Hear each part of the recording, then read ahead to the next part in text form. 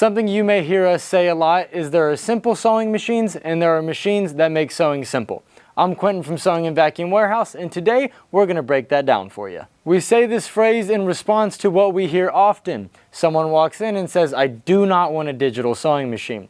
This fear typically roots from when the cars first started to turn heavily electronic and we felt helpless when it came time to fix something. And you should never fear something you love doing, like sewing. And here's why that fear is not rooted in fact. Right here I have two mechanical machines, often defined as simple. I use things like knobs to select my stitches and change my lengths, and oftentimes I even have something like the ability to switch my width taken away from me. And this is the machine people are so afraid of. They're afraid that this little screen is going to go out the day they bring this machine home and there's going to be no recourse for it.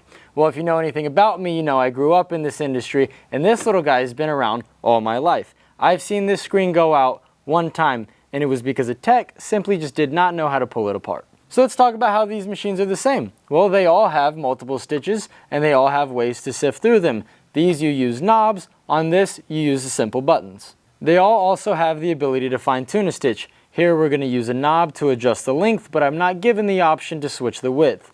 Here I have slides to select my length and width, and again here I'm back to the buttons to fine tune that stitch.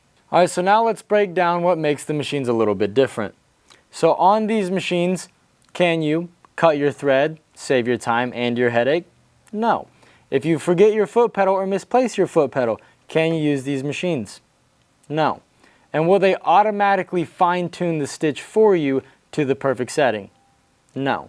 So why is it so scary to hop on one of these electronic machines? Well, it's more than likely new to them, and we understand that, which is why we feel that it is so important you go to a dealer. We have instructors in place to walk you through that information and experience gap. Pro tip, or more pro encouragement, if you have one of these machines sitting at a box in your home because you are too afraid to use it, take your class.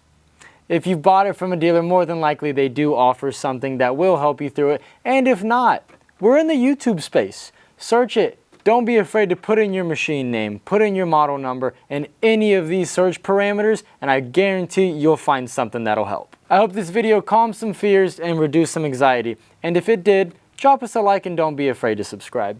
I'm Quinton from Sewing and Vacuum Warehouse, and we'll see you next time.